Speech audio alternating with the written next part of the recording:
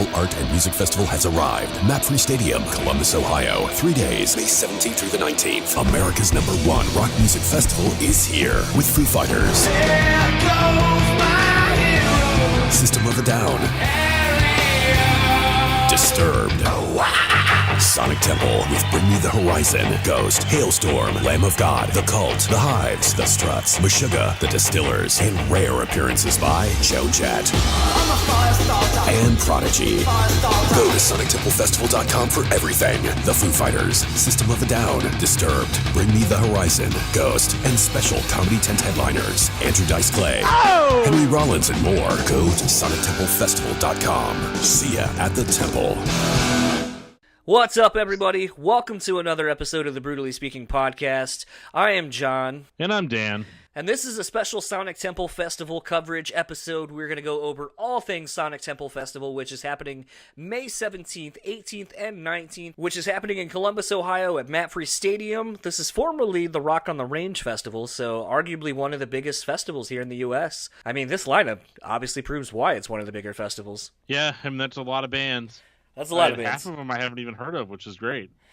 So we're going to do like we did last year with the Louder Than Life Festival preview episode. We're going to go through day by day, break down what we're excited to see, kind of give some raw, honest opinions on some of these other bands maybe we aren't so familiar with. So let's start it off with Friday. Dan, do you want to go from smallest to biggest, or do we want to go biggest down? Let's go biggest down. Okay. So the headliner, System of a Down. Thoughts Perfect. on... You're still a System of a Down fan at this point? Yeah, sure. All the problems don't bother you? As long as they put on a fucking killer set, who gives a shit? See, that's the thing, though, is I've been seeing a lot of YouTube videos and stuff pop up, and it seems like not everyone gives a shit when they play. Interesting. I mean, as long as they play all the System songs that I want to hear, and there's energy, and people seem to be having a good time. I mean, I know that's like the baseball answer, but I don't know. I'd be excited to see him. I haven't seen him that many times in my life, maybe only a couple times. Okay. So I'd be excited to see System of a Down again, for sure. I think it's been 15 years since they put out a record at this point, so are you surprised to see a band that basically hasn't put anything new out in so long, this high up, headlining the first night of a festival? I'm not super surprised, just because, I mean, yeah, they haven't put an album out in 15 years, but they're still ticket sellers, I think. Like, I'd be excited to see them. Right. Next up, we have Ghost. Pass. Yeah, I think I'm in the same boat. I will say this. Having been friends with Susie Cole, who basically runs the metal and rock iTunes stuff. She was a local radio DJ here in Grand Rapids on a radio station that doesn't exist anymore. But in following her and reconnecting with her in the last couple of months, she goes to a lot of shows, obviously, and is friends with a lot of various bands and so forth. But she went and saw Ghost, and I definitely got to say, it's been pretty interesting to see how much they've reinvested in their show. So from that perspective, I am interested in going to see Ghost on a big stage like this, where they are basically the second headliner that night, and see what kind of things they bring out onto the stage and what they bring. And it might be a thing where I'm a fan of them live, but not on the recorded versions. That seems to be the general consensus with a lot of people. And Ghost is just one of those bands that is playing an older style of hard rock. Seeing people love stuff like Greta Van Fleet, so, you know, Ghost makes sense. It's just not my preference. It's weird to see them this high up, but I mean, they've been getting more and more popular. Their latest record was probably better than the rest of their records put together. Yeah. So they got that going for them. Yeah, I think Tobias and the crew and I guess really just Tobias, it's his band, and I think his vision of what the band is going to be. I think he's kind of getting more concise idea of what it is, and kind of growing with Ghost as a brand and a band.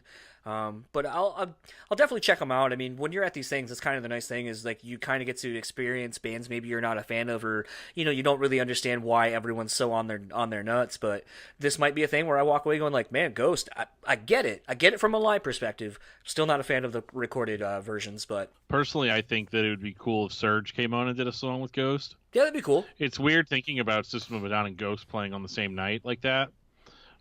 Pretty much like one after the other. Right. Just for the simple fact that they kind of both are known for having those ethereal type of vocals, and it's actually an interesting combination now that I really think about it. But I'm still probably not going to see Ghost. I'll let if we both go, I will let John do the full fucking write up on that shit, because I'm just not into that. I don't know. A buddy of mine actually asked me one time. He's like, "Is it some kind of deep-seated religious thing?" And I was like, "I don't know. I don't think it is, because like I love stuff like Deicide, but I don't. I'm not 100% sure. It's not something we talk about much on the podcast about like my religious beliefs and all that, but like I do have them and they pop up every now and again. But I think in this context, I think it's just a musical style preference. Right. It's a weird energy difference between Ghost and System of a Down for me. Yeah. This next one we'll kind of get going a little bit quicker on these and not hit on everybody, but I saw Hailstorm open up for the Stained Godsmack 10-year anniversary tour of a tour they did like in the early 2000s when I saw them. And Hailstorm was the opener, and I'd heard the songs on the radio, and I mean, Lizzie Hale and the whole band play phenomenally well, and they're a great tight band, and they have a lot of fun and a lot of energy. But it's just another band for me where it's fine. I understand why people like it. It just doesn't do anything for me personally. But I do love the fact that, you see a female-fronted band so far up on this list on a good day's worth of billing. And to see them so high up, I think, speaks to how hard they've been working over the last, probably 5 to 10 years. And on top of that, I love seeing the outpouring of support that Lizzie got from her comments at the Grammys, basically talking about how shameful it was that, Vinnie Paul and Oli and a handful of other metal musicians weren't credited in the obituary thing during the Grammys. And so many people, regardless of if they were in that scene or not, support Lizzie. And I think, in a day and age where you have a lot of mouthpieces for a scene, Dave Grohl basically is it for rock, metal, whatever, it doesn't matter. Corey Taylor's one of them. It's great to see Lizzie becoming a voice for the newer generation, I would say, and for a completely different demographic of people as well. And I love that, she's very outspoken and that a lot of people are willing to listen to her. So it's great to see a band like Hailstorm up so high up on a list. But, I mean, for me personally, it's just kind of Yeah, I mean, I think Hailstorm puts on a great show. I've only seen them once, but I was very entertained. I don't think I'll ever buy an album by them. Right. But I do think that they are very energetic. They're good musicians, and they know how to have a good time. Yeah, I guess we'll move right on over to Meshuggah. Don't you mean Meshuggah? No, I do not. All right. Yeah, I haven't seen Meshuggah since 2002 when I graduated high school on the Tool Lateralis tour, and they were basically on their Nothing album. And at the time, legitimately, I still can remember the show. I hated them. I thought they were terrible. It sounded terrible. But then I realized, like, all these years later, as I've gotten into the band, the problem wasn't necessarily me. It was the fact that they were so far ahead of what the technology could allow them to sound like in an arena. Like, 8-string guitars really weren't a thing. The pickups that they were using to have the clarity of the tone in their guitars. And just, when you're playing something this percussive and this loud and this aggressive, it doesn't really, the sound kind of bounces all over an arena like that. And it's not, I don't really think that they're an arena band because of that. Maybe with technology it's gotten better, but I remember not liking the band. And now all these years later, and I haven't gotten to see them since, I am very much looking forward to seeing what they do and kind of what kind of a set list they have, because they have such a wealth of music to play from, and almost any record they would play anything from, I'd be very excited to see. Yeah, that's going to be the highlight of my night. I mean, I've seen the band more recently than 2002, and I can tell you that technology has caught up. Granted, I did not see them in an arena, so there's that. I saw them at a club, so... but I mean, it was the loudest shit you'd ever hear. I mean, there were noise complaints just because of how loud it was. And it's weird with Meshuggah because they're not like, it's not that they're the most extreme band in the world, but in a certain sense they are. Right. In that, like, yeah, it's not like all blast the whole time, but like it's more like a machine is like systematically breaking down your fucking atoms, Atoms, is that right? No, it's breaking down your fucking cells in your body. Like it's interesting with this band how percussive and crazy they are, and how not appealing that they're probably going to be to a lot of people at this festival. I don't know. I will be, man. This festival though this year has done a really good job, and they always do, of having such a diverse lineup that I feel like if you are a fan of rock or metal, in whatever subcategory you want to put it in, there is something here for you. And if you walk away going like, I didn't think I was gonna like that, but holy shit, that was good. I think Meshuggah's got enough of a name behind them that even a casual person who might be like, I've never heard anything by them, but I'm gonna go check them out because I'm here. I would hope that they would just walk away and at the very least just be like, holy shit. Well, yeah, I mean, for music geeks, it's like porn. Yeah.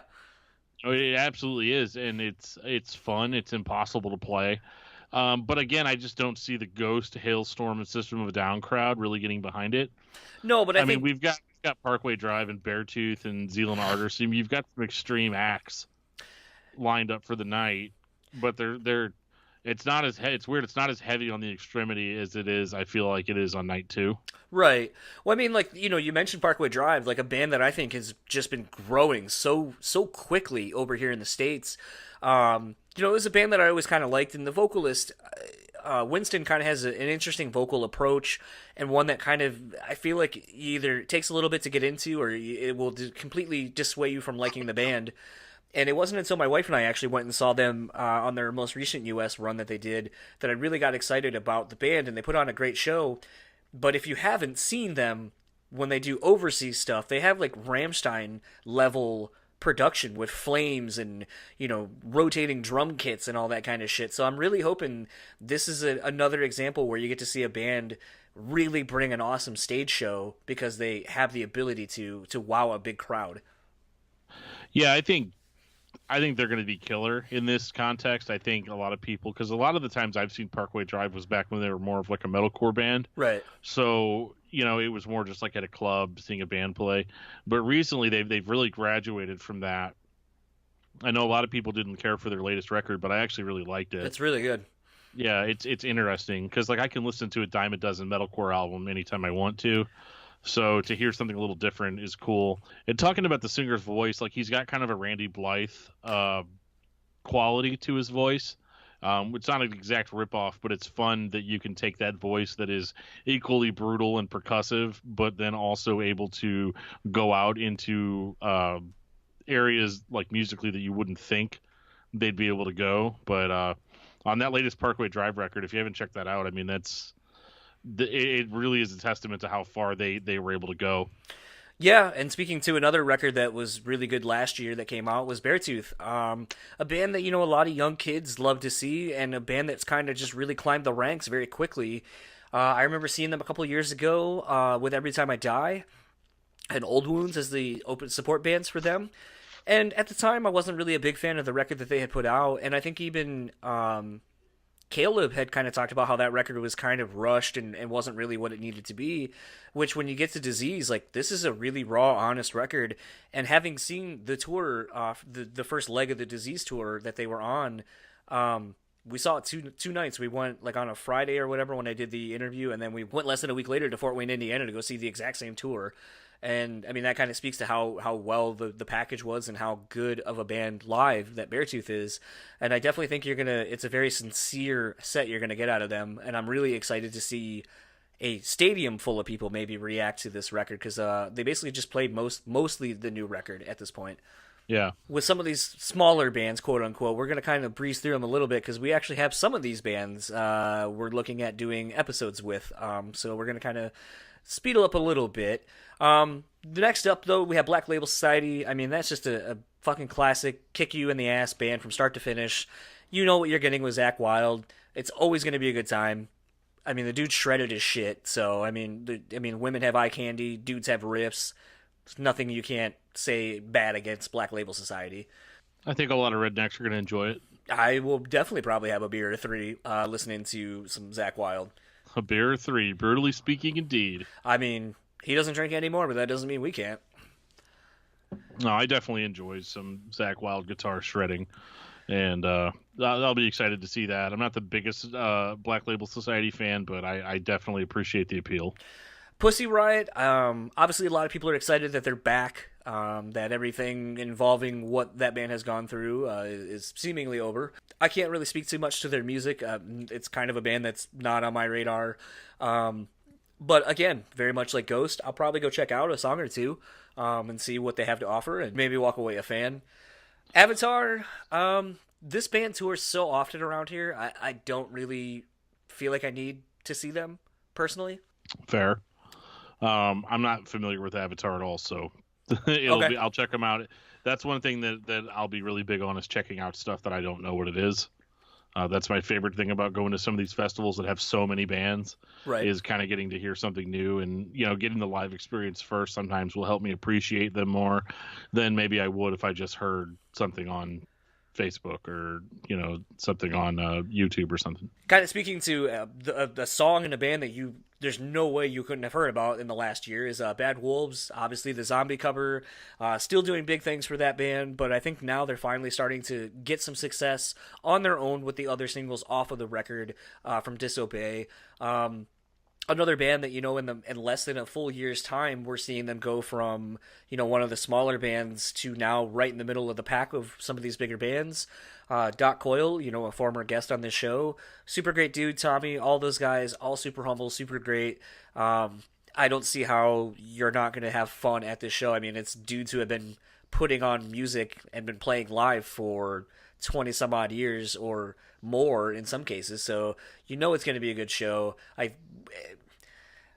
only thing that's going to kind of suck is obviously having the drunk Bud Light guy who's yelling out zombie, but I hope that the crowd is more respectful and actually wants to interact with the band for the rest of their set. Yeah, I would hope so, because Zombie is definitely not the best song on that CD. No, it's a good cover, but it's just not really representative of what the band sounds like, in my opinion. Yeah. Bad Flower we're going to skip because we're actually going to have those guys come on here pretty soon. Zealand Ardor, Dan already hit on. Wage War, that's another band that's just really climbing the ranks, getting on really great tours. Really great kind of just classic metalcore kind of sound, but like modern metalcore now. Hands Like Houses, another interesting kind of band that's on the bill, another up-and-coming younger band, been grinding it out the last handful of years, getting on really good tours, usually like the first or second of 4 or 5. Definitely Shapes too. They put out a really great record very recently. Very much looking forward to checking out all these younger bands. Actually, I think that's kind of the fun thing about these festivals to me, and like Dan just kind of commented on, these are going to be the bands that I think probably bring it more because they have more to prove to a bigger audience. So I think you're going to see some really surprising sets where you're going to walk away being like, holy shit, that band brought it to 75, maybe 100 people or more. I don't know. That's how it was for Greta Van Fleet with me, though. I saw them play in front of 20 people. Yeah, wow. That's crazy. How do you feel about the spoken word thing? I've never gotten to see Henry Rollins do a spoken word. Someone I greatly admire. I would love to have him on the podcast, even though I know he doesn't do shit like that. But very much looking forward to this interesting thing, the one night of spoken word stuff with him and Tom Morello and Nadia from Pussy Riot and Chip O'Lacey. Yeah, I have no idea how I'm going to feel about that. Like, I'm just being honest, it could be awesome. I'm not 100% sure yet. All right, well, moving on to day 2, Saturday. It's always funny with some of these festivals, like, you listen to people who buy, like, one-day tickets or whole weekend passes and so forth, and everyone kind of breaking down the days, and it always makes me wonder, is Saturday the de facto day that most people are going to go to, or do you feel like this is, this is kind of the lull in the day where actually your mid-level bands are the bands that, like, the day of the festival you really want to see, like, your good mid-level bands? No, I think Saturday is the day to be there. Yeah. In my opinion, if you're a fan of harder music, I mean, Disturbed, Lamb of God, In This Moment, Gojira, Killswitch Engage, Architects, The Black Dahlia Murder, yeah, Issues. I mean, holy shit. Yeah. Let's Disturbed, I have my own. I saw them back when they had just put out when they had just put out Believe. It was a really great show.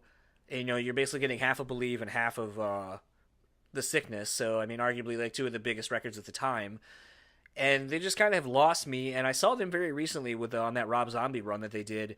And I was really reminded how, I hate to say it, how boring the band is live. Like, they don't do much for me in a live setting. Songs are great. People react to it.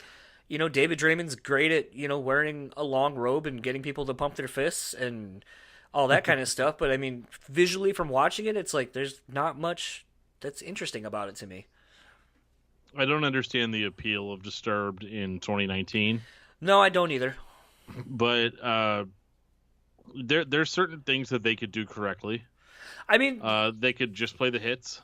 yeah, and I mean they do, and being in a full arena full of people watching them go apeshit during all of their hits, I get it. Like you can't not deny it, but it's just for me, it doesn't do anything for me.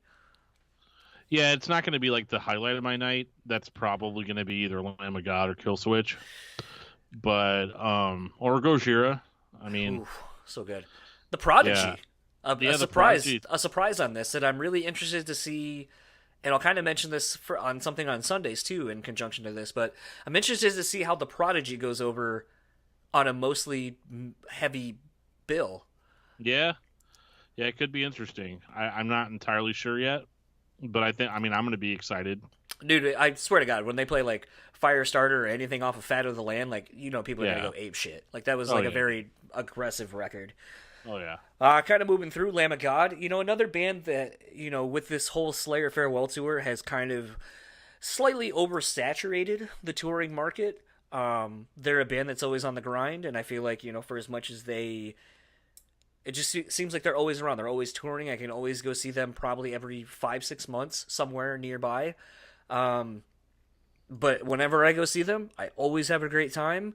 The band is always tight. They sound great. They put on a great show. So I mean, it's gonna be one of those where I'm probably gonna have a couple beers and just be like, "Yep, this is all great."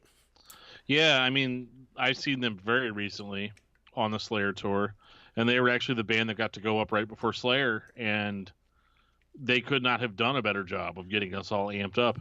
Actually, to the point where you've got Lamb of God, where you got Randy just up there, just going all over the stage, getting everybody involved, even in an amphitheater setting, is hard to do. And it was so intense and so awesome that, to be perfectly honest, when Slayer got up there and just kind of stood there and played their songs, I was kind of like, "Oh, you guys want to get Lamb of God back out here?" Like it was, because that was super enjoyable. And and I have to give a little bit of credit to some of the other bands. I mean, like Napalm Death and Testament, they did amazing as well. As a matter, it was kind of one of those, like, you could see why Slayer was hanging it up, because all the bands that played before them, with maybe the exception of Anthrax, were way more into it. But that's not what we're there to talk about tonight. But yeah, I mean, Lamb of God's going to kill it on this one.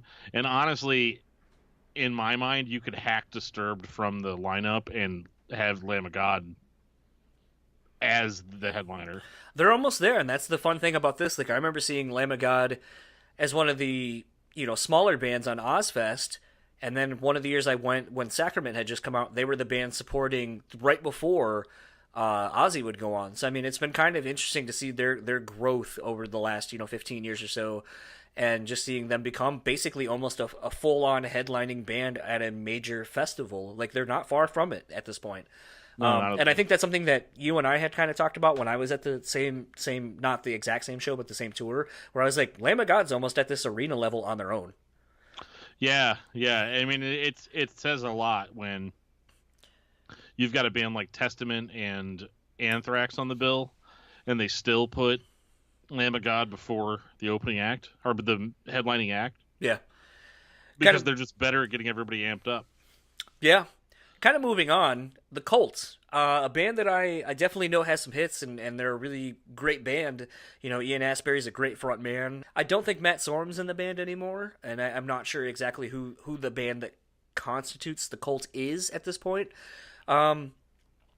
This might be one, like, I check out a couple of songs and just kind of see what's going on, but this might be where I go check out a song or two, go like, yep, I saw the Colt, and then go do something else. Sure. In this moment, admittedly, I have seen this band quite a bit over the last decade or so. Wife is a fan, and I'm really not a fan of what the band has become recently, sound-wise. Not really a fan of all the costume changes that Maria goes through, and I don't know. I'm just not a fan of it. I never really. I was more a fan of, at least, like when Beautiful Tragedy came out, and there was more actual, like, metal to it, whereas now I feel like it's pop something. I don't know, pop rock. I don't know. Yeah, it is. No, it very much is pop rock, and I can't wait to cover this band on my other podcast because we're going to talk a lot about that, where they kind of started off as this kind of novelty act where you had a female-fronted metal band, which isn't necessarily a novelty, but by the way they did it, she had a great voice, good screams, good heavy moments on the album, and as you go on, unfortunately, they've fallen into that trap of becoming what everybody assumed they were going to become anyway. Right. Which was going to be this like gaudy, poppy sort of band. And yeah, I'm not as big of a fan of it now, but if they're willing to play some of the older material, I'm down with seeing that. Yeah, I think we'll kind of leave that there and not be so negative. Moving on, Gojira. I just saw this band very recently as well.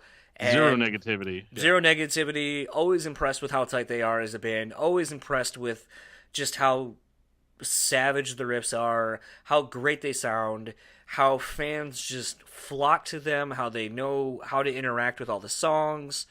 I mean, I am so looking forward to seeing Gojira in a big stadium like this and just seeing what the crowd will do. That big of a crowd will do. Like, I can already hear, I'm thinking of... All I have to say is they better play Adoration for None and have Randy Blythe come out and do his guest vocal. They have to. That has to happen. That has to happen. That has to happen. It's amazing. Yeah. Moving on. Again, we're gonna try not to either suck the dick of a band or beat them to death. So Gojira, obviously, we love Gojira. It's a tall order for me. Very much looking forward to seeing Gojira. Action Bronson. This dude is killing the game. I know it's he's one of the few oddball bands on this whole festival. But one that I definitely think is going to just really create a nice palate cleanser for the whole day, especially leading into going to the rest of it from Gojira in this moment, the Cult, whatever. Like, you're kind of getting various forms of rock music, whatever it happens to be, classic rock, newer rock, metal, so on and so forth. But I think Action Bronson has such a wide appeal with his, from his show on Vice and so forth, and just the style of music that he plays, and I think you're going to find a lot of people being surprisingly into his set, and it's definitely one that I am probably going to be like, all right, I'm going to leave all my shit wherever, and I'm just going to watch the whole set and have a good time. No beers, just watch. No beers, wow. Well, I mean, you gotta pace these out, man. Like, Gojira... You're going to be a few beers in at this point. Yeah. I probably will. But Action Bronson, I'm very much looking forward to seeing. I'm very much looking forward to seeing how the crowd responds to him, but I think it's going to be awesome. Killswitch Engage, I mean, there's nothing... Come on. Yeah. It's going to be good. Adam's going to make wildly inappropriate comments. It's going to be a good time. You're going to see the End of Heartache sang super loud in a stadium, and it's going to be... Jesse might cry. It's perfect. It's going to be great. The whole thing's going to be great. You always know Killswitch is going to be a great time. Architects, I haven't seen them live. I saw them in a small club before, obviously, Doomsday and all that kind of stuff came out, when they still had Sam's brother. I can't remember the guy's name off the top of my head. But when they still were basically the full original band. And blown away, and the band's only gotten bigger and better since then. So I'm very much looking forward to seeing this Architects now on a big stadium platform, being able to get their music out in front of a lot of people. I think fans that may not be aware of the band, that like Killswitch Engage, like Lamb of God, like Gojira, like some of these other bands, I think they're going to find that they really, if you aren't a fan of Architects and don't know who they are, I think you're going to find that you really walk away going like, wow, that band's really fucking good. I need to go get this record. Fever 333. I haven't seen this band yet. Obviously, I would say it's safe to say we're both a fan of the Chariot. So Stevis, we're a fan of his output in the Chariot. Obviously Jason from Let Live, big fan of his. And Arik from Night Versus, big fan of all the components of it. The band has a very strong Rage Against the Machine vibe. 3 dudes who just go ape shit the entire time they play. So this is going to be one of those sets that I feel like is just going to be a fucking atom bomb being blown off in the middle of the day that people are just going to be like, what the fuck was this? Well, that's great. I mean, I had no idea. I didn't really know anything about this band, but based on that advert, I'm pretty interested now. Yeah, they just got off the tour with Bring Me the Horizon. They were one of the opening bands on that. Stevis actually was playing bass in Bring Me the Horizon, so I don't know if their bass player is all better now and will be at the show, or if Stevis is going to be pulling double duty over the course of 2 days. But definitely a great dude, great band. Haven't seen them live, but they just put out a really good record. John Feldman produced it, so if you know anything about John Feldman, it's going to be raw, but somehow overproduced, but in a great way. So it's a good record. Check it out. Definitely the band, if you are not aware of them, go see them, and you're probably going to walk away a huge fan. Another interesting one, Mark Lanegan Band. For those who may not be aware, I think, and I might be wrong, but Mark Lanegan was the vocalist for Screaming Trees. A lot of people came to know of him from, basically he guest vocals on almost every Queens of the Stone Age record. There's at least a song or two that he's on. There's plenty of YouTube videos of Mark playing with Queens of the Stone Age, doing stuff off of Songs for the Deaf. Really interesting kind of raspy vocal kind of band. Definitely another oddball band on the bill.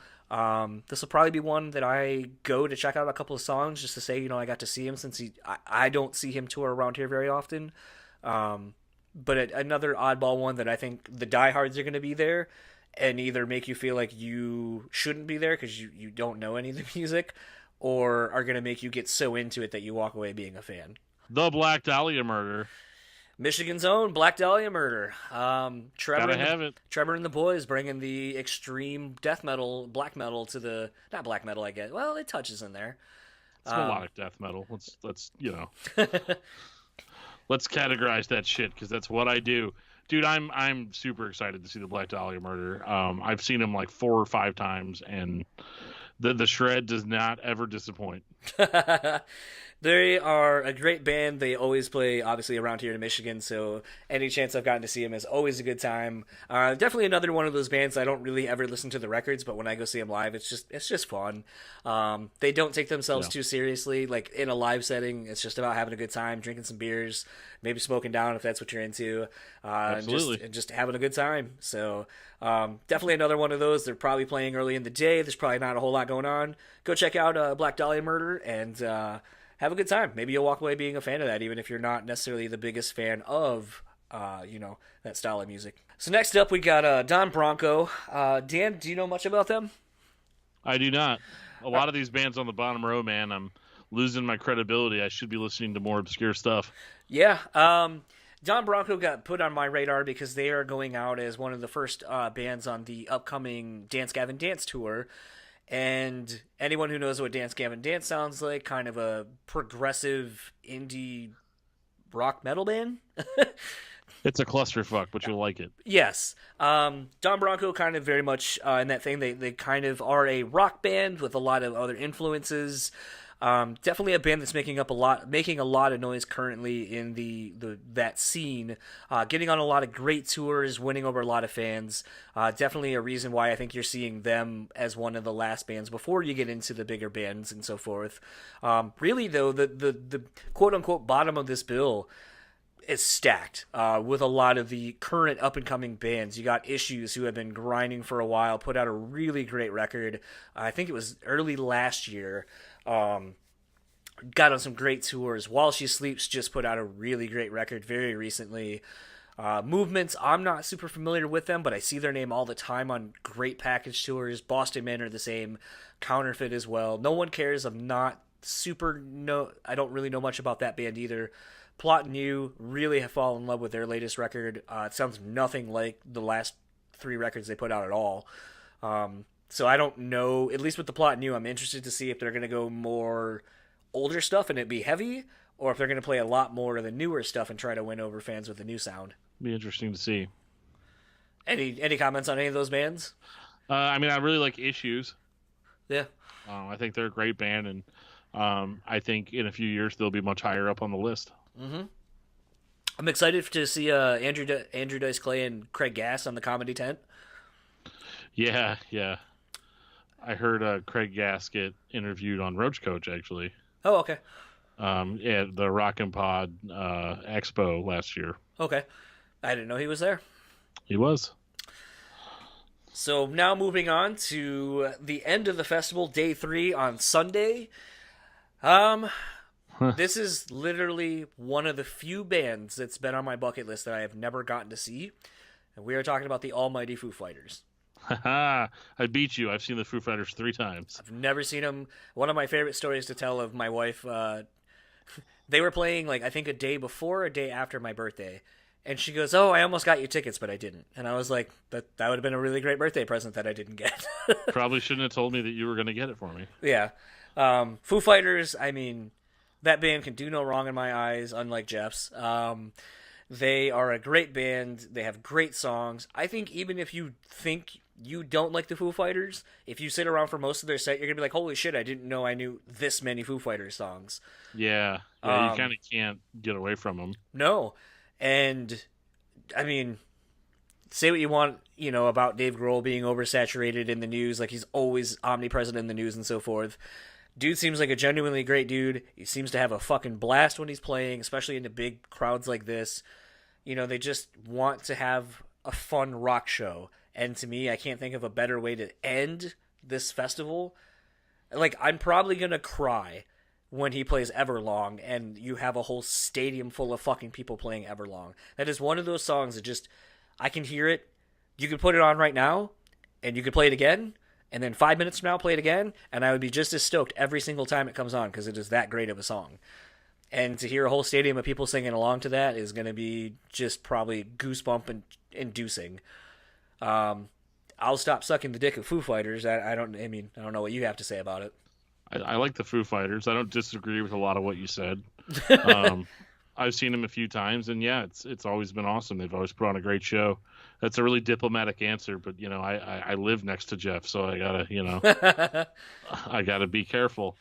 Bring Me the Horizon is going to be an interesting one. I have to say, like, my wife and I have gone to see, collectively and separately in our 35 years of life, have seen a lot of shows. Seeing Bring Me the Horizon for the first time, I was not a fan of them from Suicide Season. I should change that. From Sempiternal back, not a fan. Sempiternal was the record that I really got into the band, and I think a lot of people that are fans now are the same.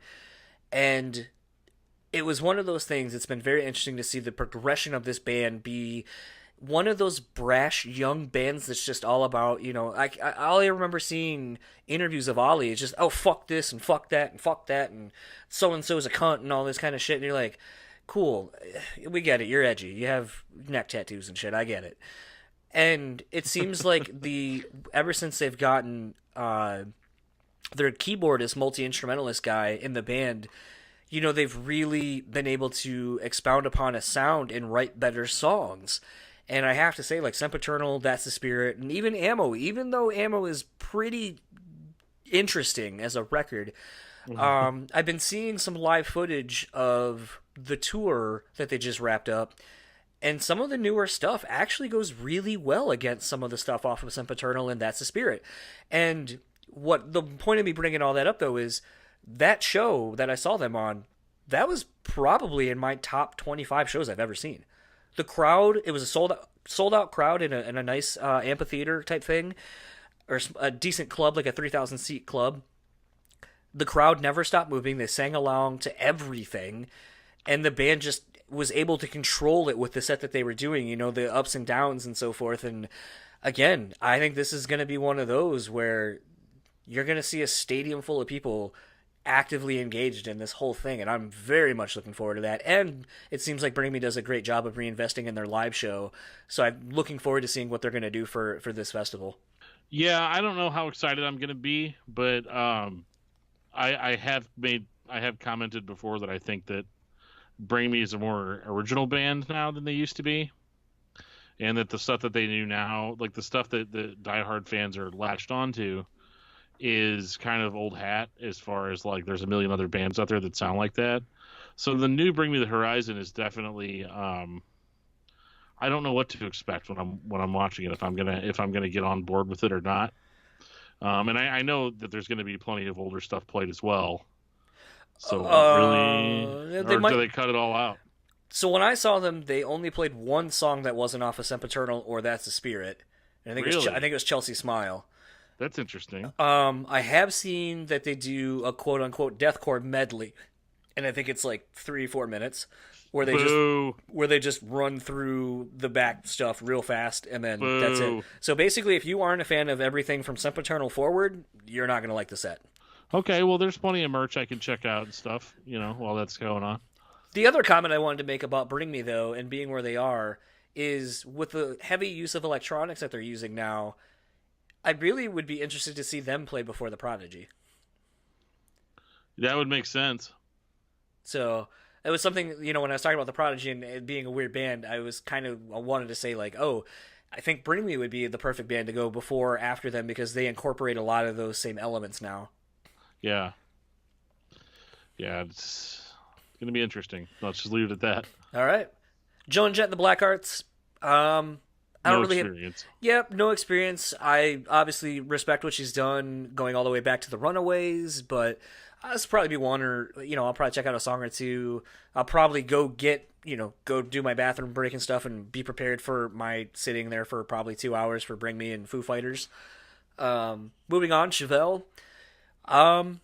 Nothing bad to say about them. I've seen them a handful of times. They always put on good songs. I feel like basically they have filled that void that Tool has left on active rock radio with being on time signature stuff and people loving that. But great power trio, unless they have a new person in the band that does backing stuff. But it's always been a trio as far as I know. But yeah, great stuff. I hear there's a new record coming out soon, so maybe we'll get a taste of that. A band I am very much looking forward to seeing, the Hives.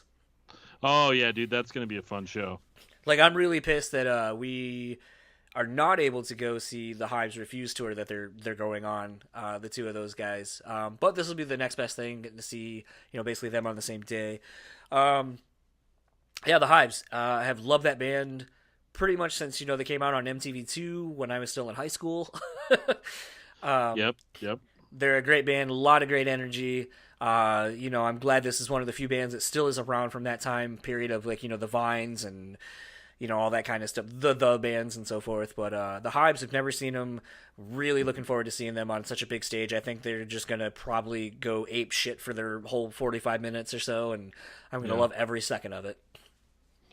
Yeah, I'm excited to see that for sure. What about the return of the Distillers? Honestly, could go either way.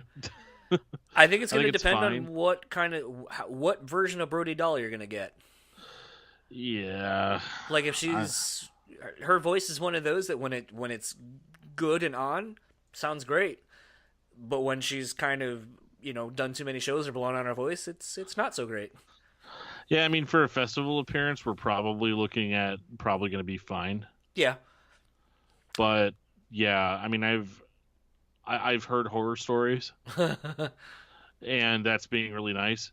Yeah. So yeah, I mean, I think as long as everybody's good and practiced and and good to go, it'll be fine. I'm not the biggest fan of the band, but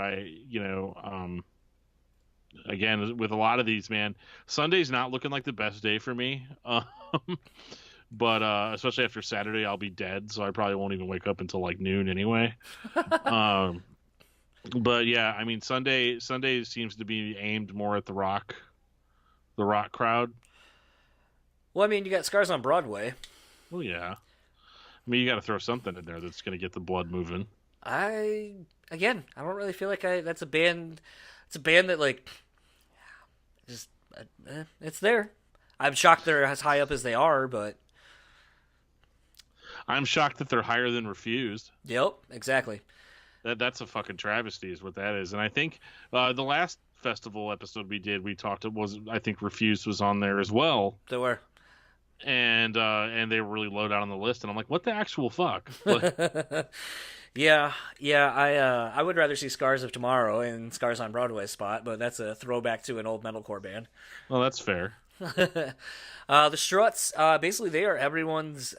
I feel like you're either a fan of the Struts or you're a fan of Greta Van Fleet. I feel like there's, they're kind of that rock resurgence, that 70s style rock resurgence that's going on sort of between those two bands.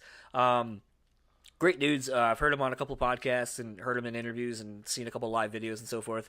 by all accounts, great band. Everyone loves them. Appeal to a wide demographic, which is awesome. Haven't listened to too much of their stuff, but definitely a band I'll check out and see what's going on with them, and maybe go pick up a CD or something, and maybe try to get an interview. But more importantly, unless Dan's got something to say on the Struts. Oh no, I'm good, man. The Almighty Refused. I have gotten energy. I have gotten to see this band more times than I ever thought I would in my life, because when I got into them, they had just broken up. And if we get to go to this festival, this will have been the fourth time I've seen them, third time in the last like 4 years. So I saw them on that Deftones tour, saw them again on their own, and then this will be the next time I'll have seen them, other than their reunion tour they did many years ago. Yeah, it's definitely a band that I'm glad, is still really grinding. But it's also kind of sad at the same time, considering the legacy that they have. Yeah, it was kind of weird, because like seeing them play with seeing them play on that Deftones Rise Against tour was really weird, because wait, was it that tour?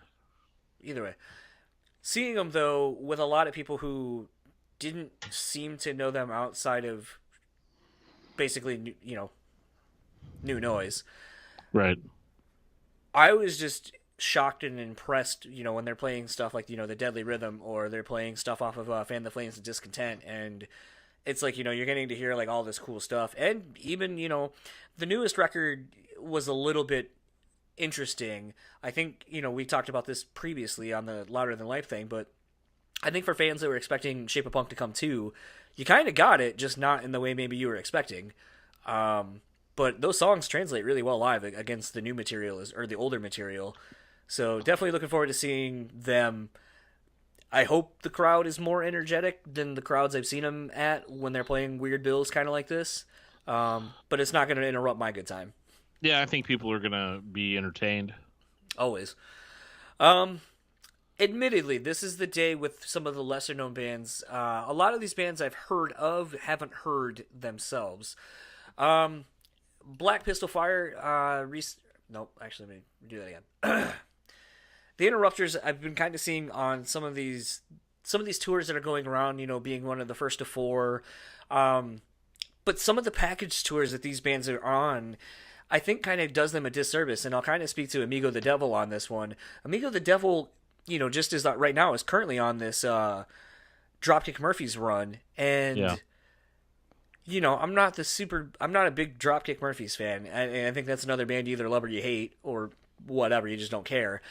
But Amigo the Devil isn't really that style of music. He's somewhere kind of in this, like, it's just him. He's an acoustic guy, but he's sort of in this like folky, not quite rockabilly, like I don't know, he's kind of hard to pinpoint, because it's like it's folk, it's singer-songwriter, it's so many things, but it's very heartfelt, and I think that's the one thing I can say about Amigo the Devil, at least, is his stuff has really resonated with a lot of people, just for how bare bones and chilling it kind of is. So I mean, he is definitely one I'm looking forward to seeing. Black Coffee has been making a lot of noise. Interested to see them, catch a couple of songs. Teenage Wrist, I've heard of, and I've heard some good things about them, but I don't know too much about them. Is there really anybody on, from basically the Interrupters and on, that you're much about, or that you're looking forward to hearing? Not really. It's not that I'm not looking forward to hearing them. I'm more interested in hearing those bands because I haven't heard them before. I want to say I've heard Scarlord before, which is almost more of like a hip hop thing. Yeah, Scarlord.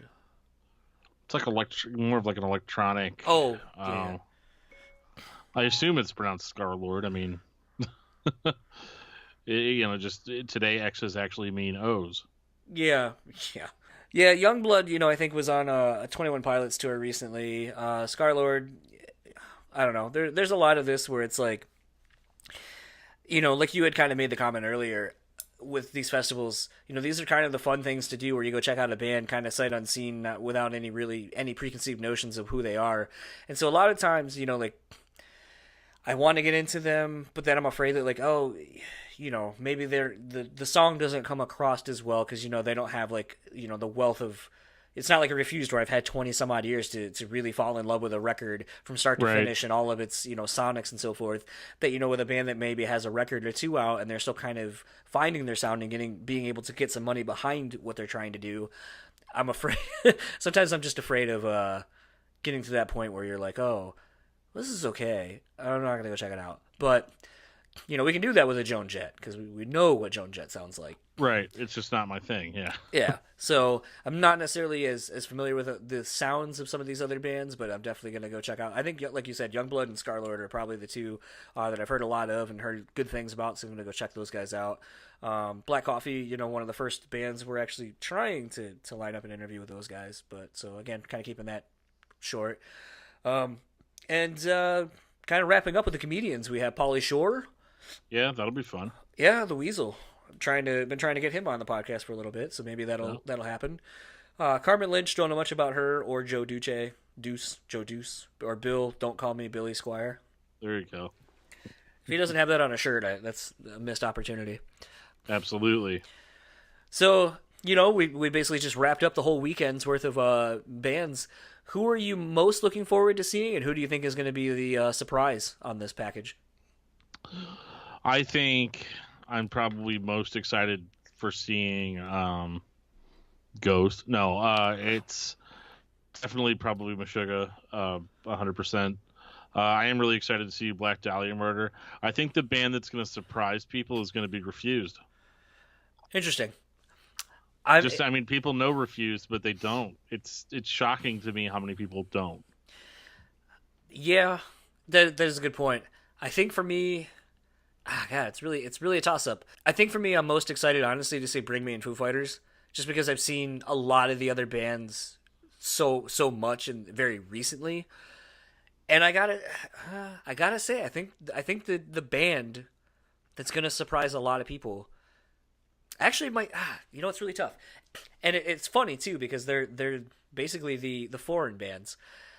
The three bands I think are going to really wow people that may not be aware who they are, because I'm trying to, like, a lot of people who go to this festival are older, I think, looking at some of the bands that are on this, they're, our age or older and maybe aren't as actively listening to newer music. But I think the bands that are going to shock a lot of people, that are going to be like walking away being big fans: Parkway, Architects, Bring Me.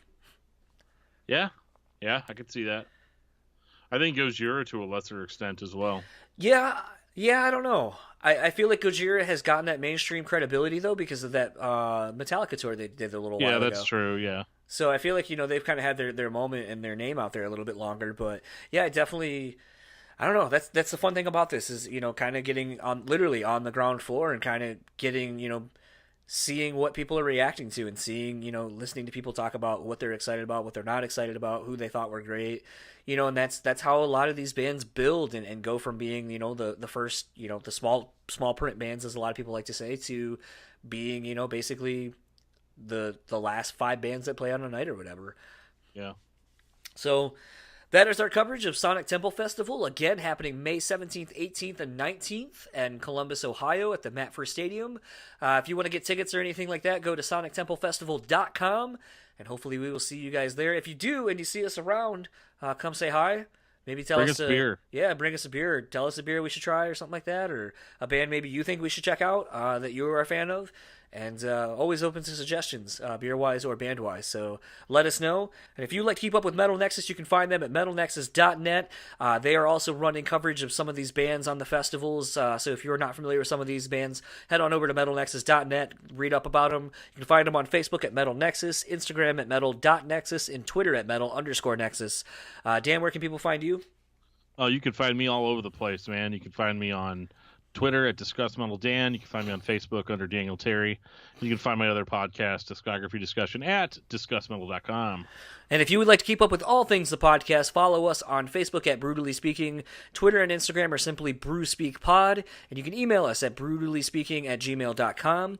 And that is going to wrap up this episode. So for the Brewtally Speaking podcast, I am John. And I'm Dan. And we will see you at the festivals.